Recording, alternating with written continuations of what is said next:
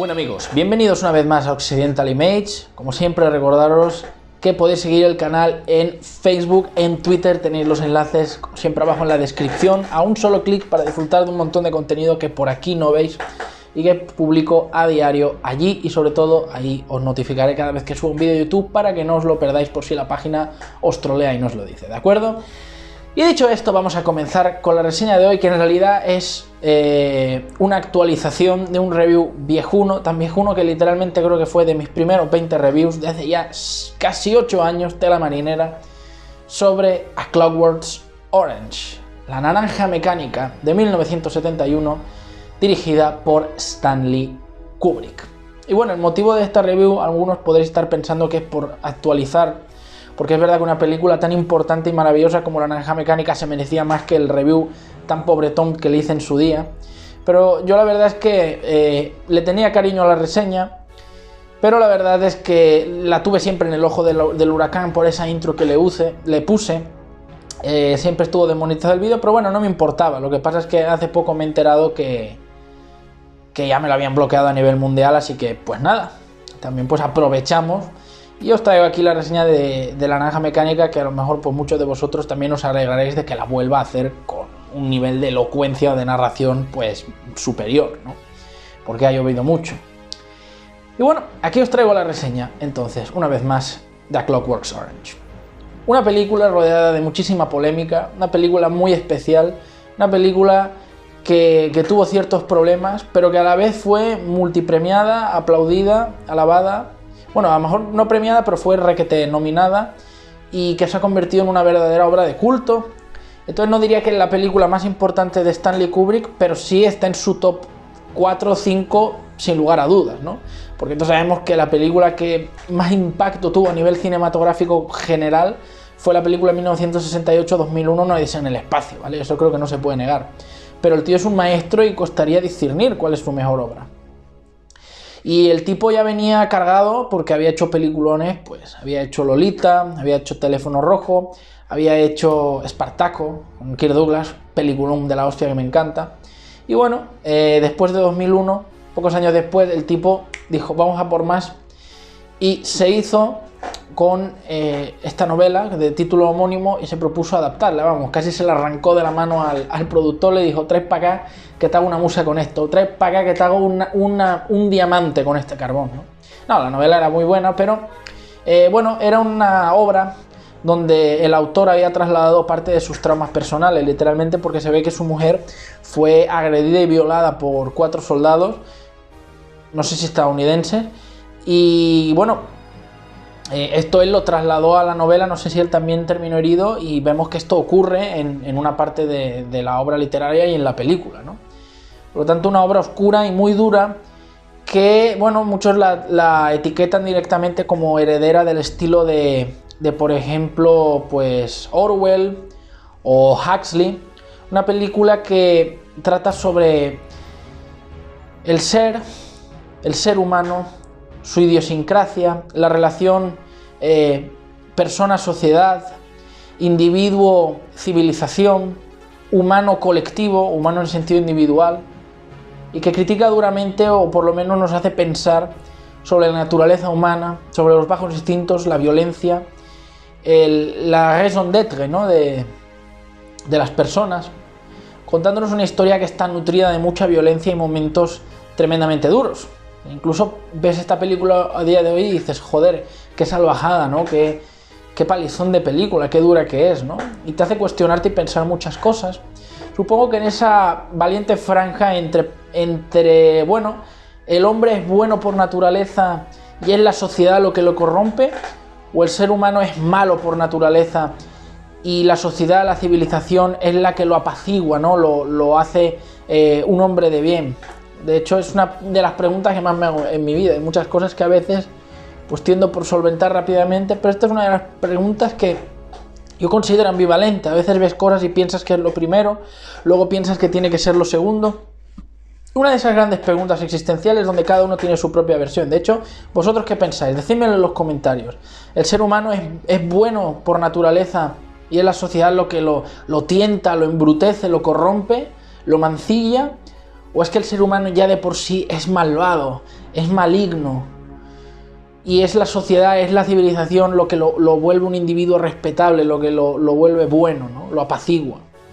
¿Vosotros qué opináis, no? Pero bueno, en fin, volviendo a la reseña. Evidentemente Kubrick no iba a dejar pasar esa oportunidad y rápidamente se puso manos a la obra. De primera ya pensó en Michael McDowell para ser el protagonista, Alex. Y bueno, se iba preparando para un proyecto que daría mucho de qué hablar, pero que también daría muchos problemas. Luego ya sabemos que Kubrick era un tipo que era un genio, es de los mayores directores de la historia de la cinematografía, pero que era muy extraño, era muy maniático, tenía una precisión cirujana, una precisión hiperdetallada a la hora de dirigir, era un tipo requete exigente, con muchas manías, y bueno, algunos lo tienen como un genio incomprendido y otros lo tienen literalmente como un monstruo y un tirano, porque hacía cosas que a mucha gente no le gustaban, ¿no? En la película hay 1000 anécdotas de esto que quedaron plasmadas. La cosa está que, bueno, el director con esta película puso todo su empeño, pero no se cortó, así que directamente en Estados Unidos tuvo problemas para salir, la calificaron como película X, y el tipo tuvo que recortar metraje para que le bajaran la calificación a R, es decir que bueno, seguiría siendo para adultos, pero ya podría emitirse con normalidad en cartelera. No recortó mucho, creo que ni un minuto, pero solo por algunas escenas, sobre todo de contenido sexual, no era tanto por la violencia, sino por el contenido erótico sexual, pues recibió una censura directa.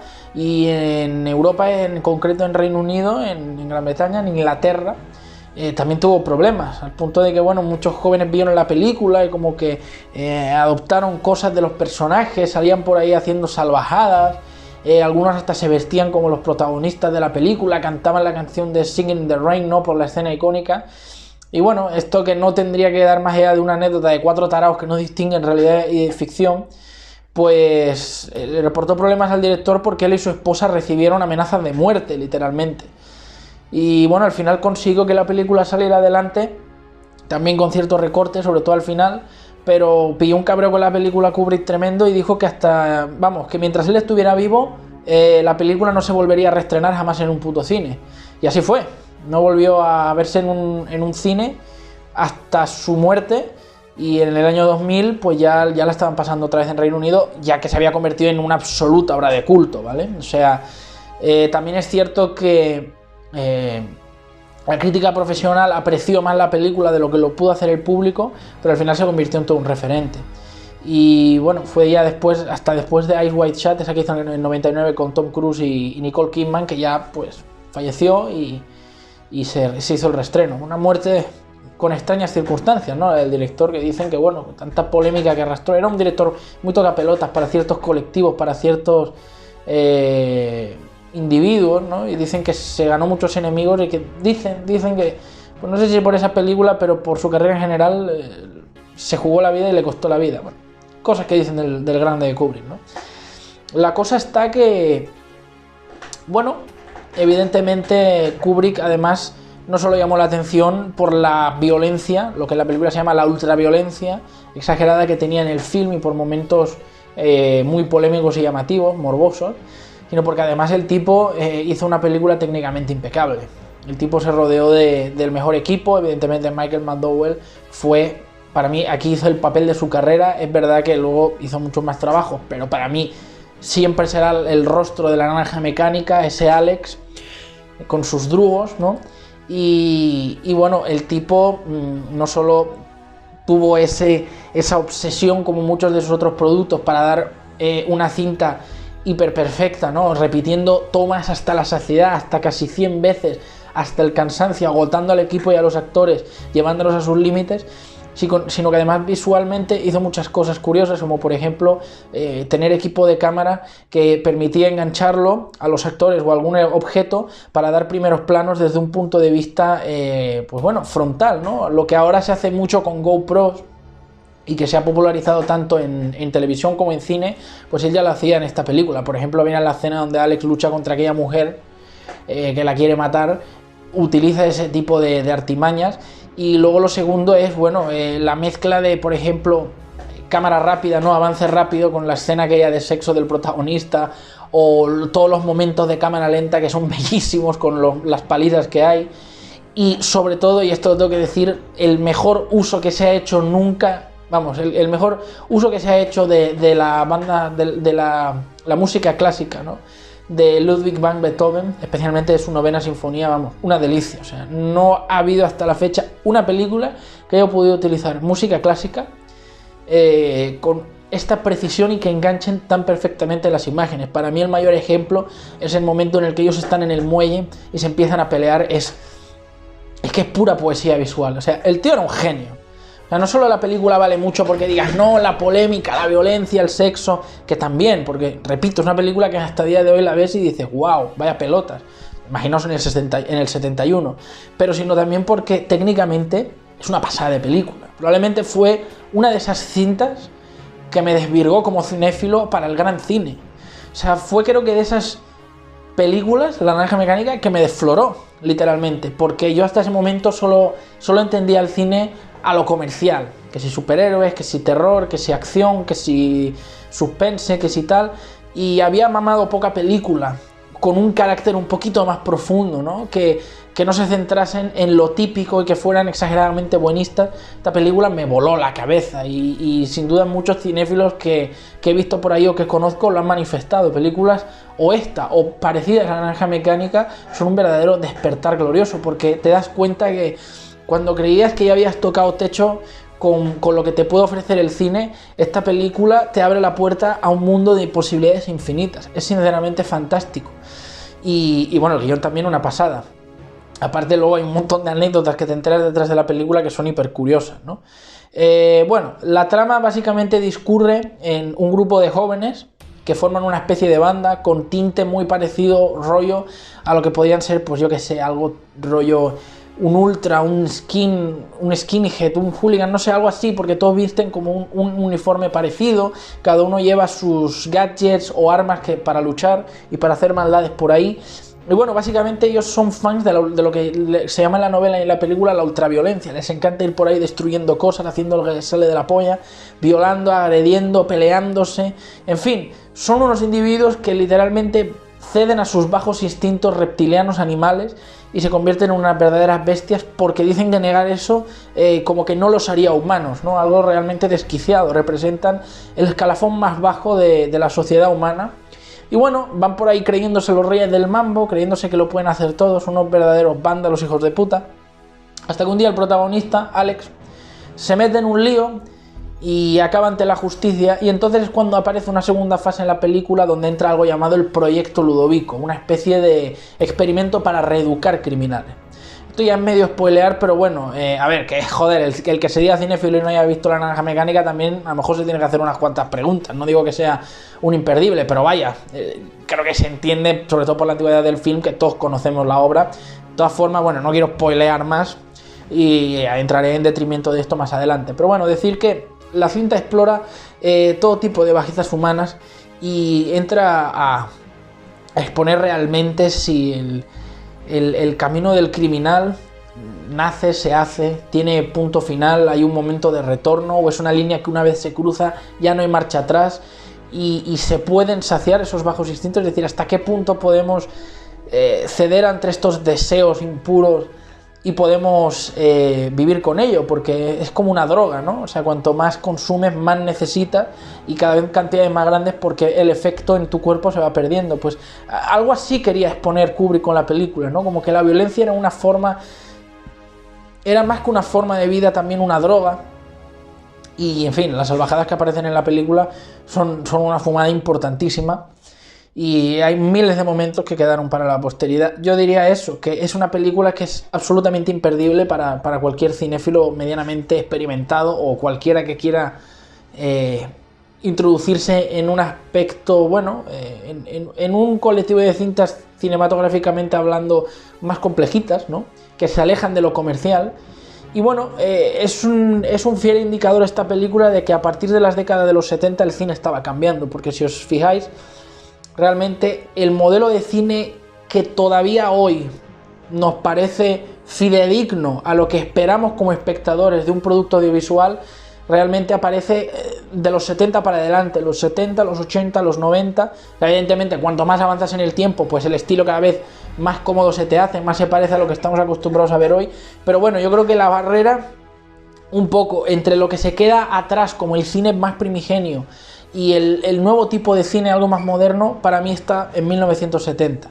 No es exacto, evidentemente, no fue ese año, es algo gradual, ¿no? Entre finales de los 60 y principios de los 70, pero creo que ahí empieza a estar el cambio. ¿Por qué? Y lo vemos en La Naranja Mecánica, porque fue ahí cuando el modelo de cine empieza a cambiar, las labores de los productores se empiezan a separar cada vez más a veces de los directores y guionistas, pero los cineastas a la vez adquieren un poquito más de libertad, se diversifica la oferta de producción en el mercado, aparecen nuevos inversionistas en el arte, o algunos directores y guionistas experimentados forman sus propias academias y estudios, y entonces el cine se abre un poquito hacia más visiones, ¿no? Es decir, hasta los años 50-60 parece que el prisma, la óptica, era un poco más limitada, ¿vale? Hay excepciones, evidentemente, pero en general te puedes dar cuenta que todas seguían unos cánones más o menos establecidos. Por ejemplo, en el cine negro, ¿no? Cine noir, pues teníamos un modelo, una maqueta que se repetía como un esquema en casi todas las obras, que algunas son geniales, ¿no? La jungla de asfalto, siendo uno de los últimos exponentes, es maravillosa, pero pues personajes planos, ese tono policíaco, thriller oscuro. En cambio, a partir de los 70, como que la visión del cine empieza a tirar para otro tipo de protagonistas y otro tipo de historias. Ya no todo es el héroe, ¿no? La típica fórmula, el camino del héroe, el bueno, tal. Pero, repito, con unos buenos valores y una visión un poco más conservadora o tradicionalista de percibir el mundo, sino que a partir de los 70 las películas ya empiezan a tener como protagonistas, bueno, Alex a lo mejor es un despiporre, o sea, es como algo, es un extremo exagerado, ¿no? Pero criminales, desplazados, empieza a explorar miserias humanas, por eso ya aparecían películas tipo Rambo, Taxi Driver, con estos protagonistas rotos, donde ya el bien y el mal, la barrera que los separaba era un poco gris. Puede el mal a veces provocar un bien mayor y puede el bien a veces estancarse y equivocarse y provocar un mal gigantesco. En fin, la cosa se diversificaba y películas como La Naranja Mecánica son uno de los primeros exponentes. Es verdad que muy extremista, porque Kubrick era un flipetis, pero era un maestro, o sea, eso no se puede dudar. Y aunque esta película podía haber caído en manos de otro y haber quedado como una absoluta estupidez, Kubrick la hizo una genialidad. Yo la considero, está en mi top 3 de sus películas, o sea, es una de mis obras favoritas. Y la verdad, lo dicho, bueno, a ver, no es para todo el mundo, tampoco si eres muy sensible te recomiendo verla, pero desde luego es una obra de esas que todo amante del cine creo que por lo menos debería visionar y disfrutar una vez en su vida. Aunque incita bastante la revisión y yo la he visto veces y me encanta, ¿vale? Que no quepa ninguna duda. Bueno, dicho esto, 10 de 10, es una obra maestra. Vamos con los spoilers. Bueno, spoilers, ¿vale? O sea, esto es como si alguien no supiera de qué va King Kong o el planeta de los simios o los puentes de Madison. O sea, joder, son cosas ya que forman hasta parte de la cultura general, ¿no? Del ocio colectivo. Bueno, Kubrick con esta película se la saca, pero de verdad que en muchas cosas parece que esta se le fue la pinza. Y hacía cosas raras, porque, lo dicho, en algunas cosas se comportaba como un tirano y en otras pues hasta era artísticamente simpático, ¿no? Conocida es la anécdota de que cuando McDowell y sus secuaces están entrando en la casa aquella para violar a la mujer, videa bien, hermanito, videa bien, y agreden al hombre, al escritor aquel, cuando él se pone a cantar Singing in the Rain, fue completamente improvisado, ¿no? Porque Kubrick necesitaba algo más en la escena, que en el libro pues se podía omitir porque es otro formato, pero la película quedaba hueco y le dijo, canta algo, joder, no sé, haz algo.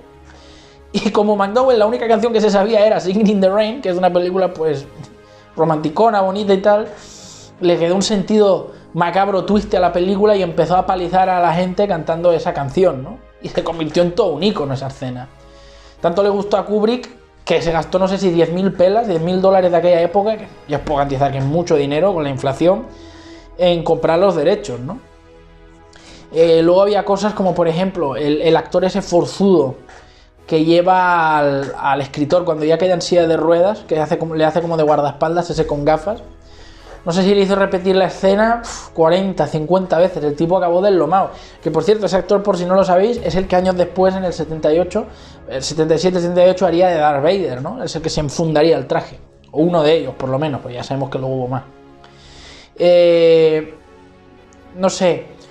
Luego los arreglos sinfónicos que se hicieron con las canciones de música clásica eran geniales porque se utilizó una técnica de mezcla con un sintetizador, algo que para la época era como requete novedoso, y supongo que Kubrick tuvo la idea de mezclar música clásica relacionada pues con eso, la cultura, lo formal, los buenos valores, y meterle el toque del sintetizador, que en ese momento debía ser algo pues como de la juventud, o se percibiría moderno o actual, y dijo, hostia, pues vamos a buscar crear una especie de mezcla entre la sinfonía orquestal clásica y lo melódico sintetizado, y creaba estas melodías que a veces se aceleraban o se alteraban, pero le daban un toque, no sé, como onírico a la película, ¿no? Como que te absorbía como que dentro del propio universo, en ese futuro indefinido en Inglaterra, ¿no? Porque era como un futuro cercano pero indefinido. Por eso tenemos las escenas pues, en las que Alex está follándose a las dos chicas en su cuarto y tal. Y, en fin, mil historias. O sea, por ejemplo, Kubrick se enteró de que McDowell le tenía pánico a los reptiles y dijo, pues, que tenga de mascota una serpiente. Nada más para joder al actor. Porque era así de simpático Kubrick. Tenía esas cosas. Luego también es conocido el momento en el que están poniendo a Alex en esos casos en los ojos con lo del proyecto Ludovico. Pues podréis ver en la escena, literal en la película, que él empieza a gritar en un momento, empieza a gritar de dolor, y podréis ver cómo los ganchos se le están clavando en el ojo, en la córnea, y eso pasó de verdad. Las pinzas esas como que se soltaron y se le empezaron a clavar al actor, a McDowell, en el ojo. Y él empezó a gritar de dolor, porque él sí que estaba atado en la silla. Pero Kubrick dijo, joder, como es un grito real va a quedar de puta madre, así dijo, no dejéis de grabar. Y sigo grabando. Y bueno, el tipo ahí gritando, sufriendo, hasta que Kubrick se cansó de oírle chillar, dijo, corten. Y por culpa de eso el actor se lastimó los ojos, se hirió y tuvo que estar unas semanas sin poder llevar lentillas porque creo que le provocó una herida en la córnea, le fisuró la córnea, vamos. Un simpático, Kubrick. Que era un maestro, sin duda, pero vaya, que era un pieza de mucho cuidado, también. No sé si odiaba, era de esos, no sé, nihilistas o misántropos, pero tenía unas lindezas que a veces dices, madre mía. Lo mismo que la escena de los periodistas cuando entran en el cuarto de Alex, no sé si la repitió casi 100 veces la puta toma, los actores acababan reventados, agotados. En fin, algo genial. Luego, por ejemplo, fijaos, cuando es el momento en el que Alex salta por la ventana por la música, ¿esa toma cómo la hicieron? Pues tal como estaréis pensando algunos, si piensas en sentido común, la primera opción que te viene a la cabeza. Agarraron la cámara y dijeron, la tenemos por la ventana y a tomar por culo. No sé si se repitieron varias veces, la cámara evidentemente terminaba destrozada, hasta que hubo una toma que a él le gustó lo suficiente, la grabación se jodió y ala, cogieron la toma. Ahí gastando el money, el dinero, ¿no? Kubrick, madre mía. Pero sí, es una película que costó apenas, no sé si entre 2 y 4 millones... Sí, entre 2 y 4 millones de dólares, que eso para la época es bastante dinero, no os penséis que es poco, pero recaudó 40, o sea, fue todo un exitazo. Era una película de esas de las que todo el mundo quería hablar, quería ver, se hizo un boca a boca tremendo, ¿no? Hostia, qué película, qué brutalidad, qué bestialidad, la gente iba loca para verla, ¿no? En España, evidentemente, ni la olimos, fue más tarde, pero ¿me entendéis? Y bueno, en fin, no sé, tenía estas cosas, estas ideas Kubrick, era un tío que era así, y sometía a los actores a una presión tremenda. McDowell también se lesionó, se fracturó 2 costillas en una escena en la que le estaban dando de hostias. Cuando sus compañeros luego se ve que son policías y lo meten en lo del agua, él se estaba ahogando de verdad porque el aparato que él tendría para respirar se estropeó, el tío se estaba ahogando y Kubrick dijo, hostia, pues ha quedado de puta madre, me ha encantado. Ahí lo tenéis también en la película. Cuando, por ejemplo, los bandiditos esos de Billy Boy están agrediendo a esa muchacha que sale completamente desnuda y le están metiendo mano y la van a violar, me parece que esa actriz fue la segunda, porque la primera que pusieron decía que era tal la paliza de grabar, porque lo hacían de verdad, claro, ellas la tenían que agarrar, ella tenía que zafarse, la tiraban, se le ponían encima, claro, la pisaban, le daban sin querer, Dice que acabó tan harta que abandonó el rodaje. A Kubrick le sudaba la polla. Dijo, bueno, pues que venga otra y que lo aguante. O sea, así era. Pero mirad, aún con sus flipadas y manías y todo, joder, pues claro, las películas quedaban espectaculares. Es que era un tío que estaba obsesionado. Él lo decía, dice, yo estoy cada día pensando en las tomas. Cada día, pero cada minuto. O sea, era un tío comprometidísimo con la excelencia. Tenía un liderazgo sobre su persona tremendo. Puede que fallara en muchas cosas. Le podéis llamar loco, le podéis llamar tarao, como queráis. Pero era un maestro, es que era un tío que era cine, todo el puto día. O sea, hay muy pocos cineastas que llegan a eso. Hay algunos que venden muy bien.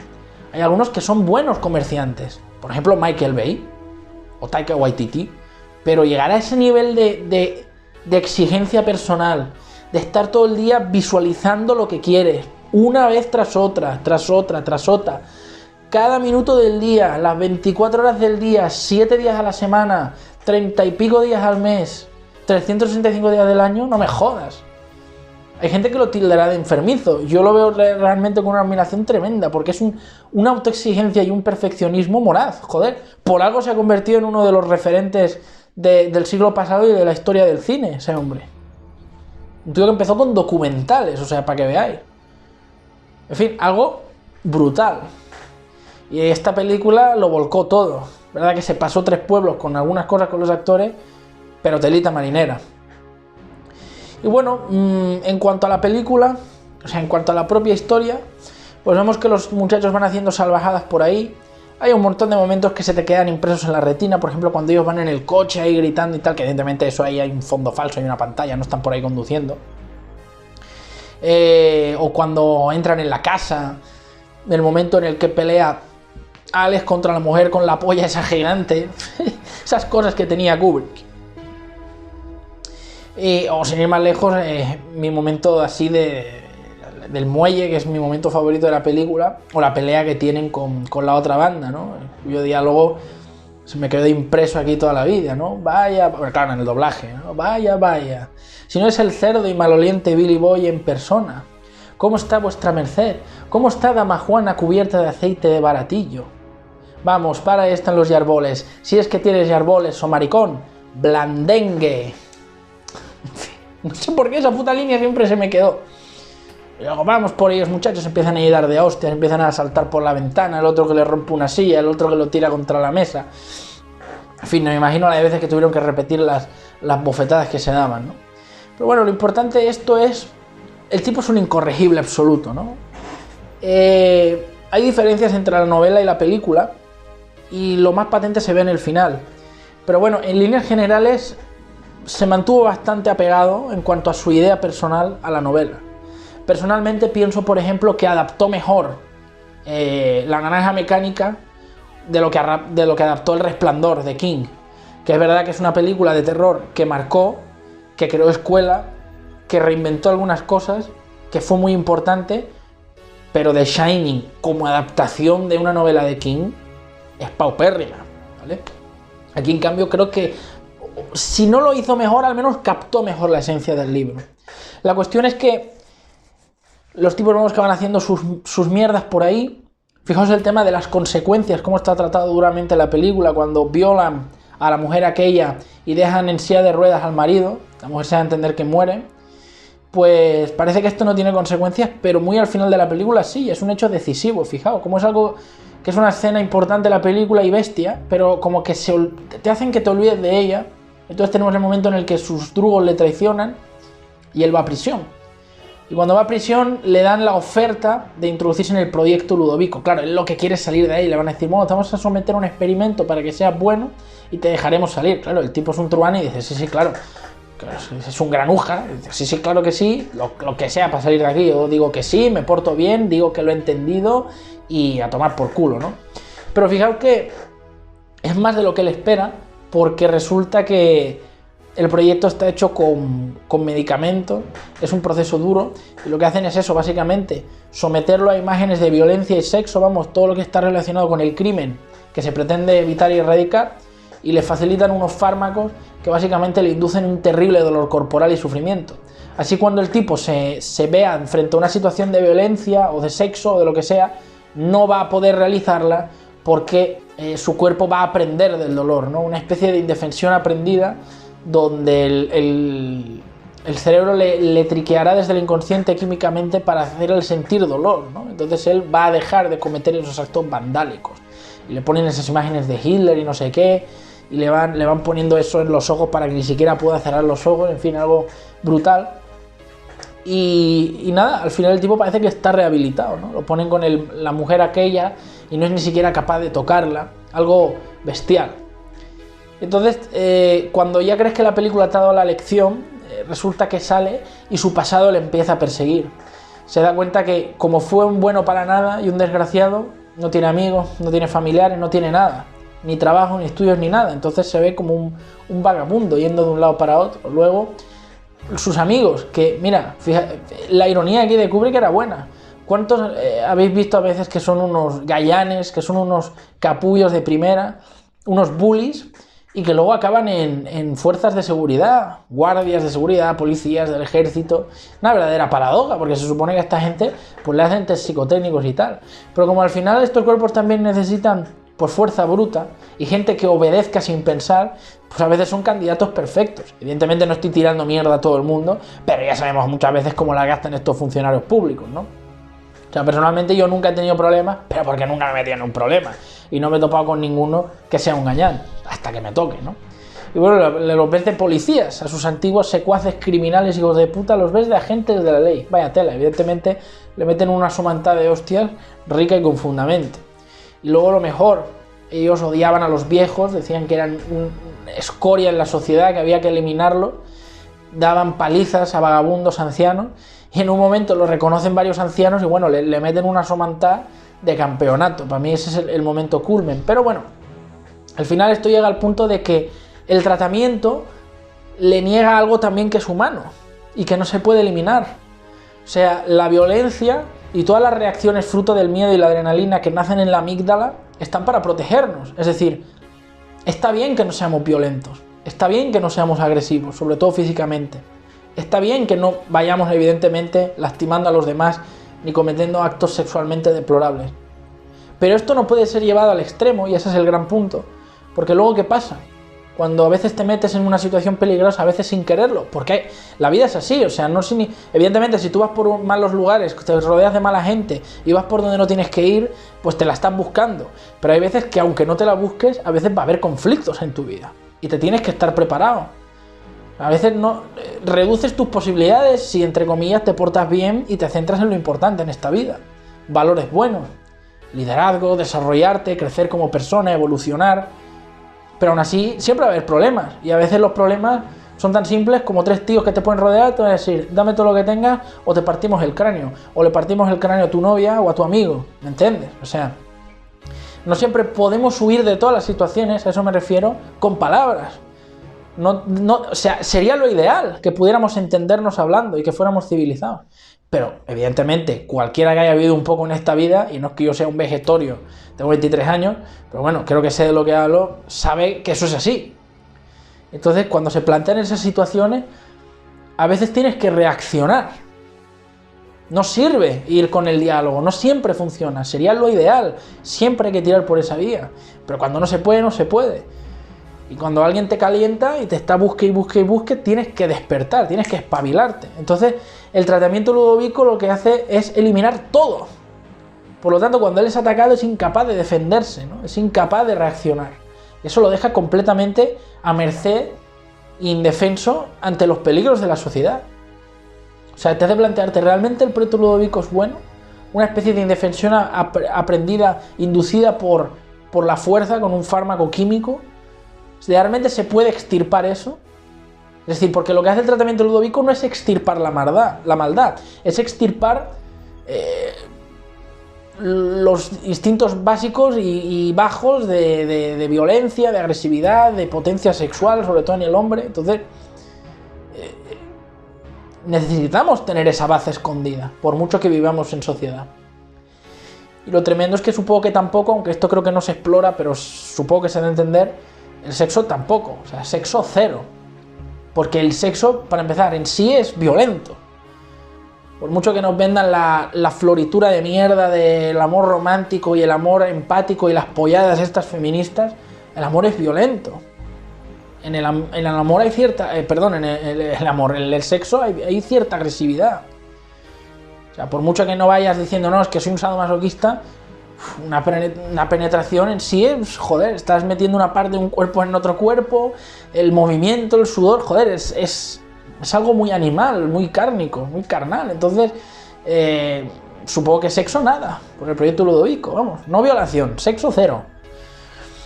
Entonces eso deja al tipo en el estado que vemos al final, que lo agarra otro de sus crímenes del pasado, lo agarra en el presente, y es la del escritor, que lo identifica y se venga de él. Y se venga de él de qué manera más poética, le pone la música de Ludwig van, porque por accidente él amaba la música de Ludwig van Beethoven, y le pusieron esa música durante el tratamiento y llegó a odiarla, le llegó a producir un dolor terrible.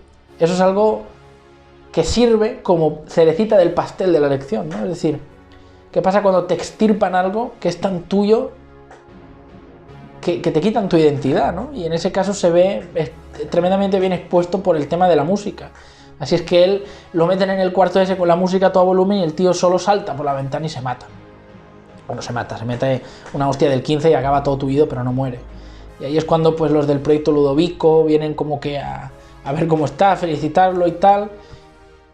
Y bueno, ahí es donde viene la escena final de la película, que es una separación con la novela.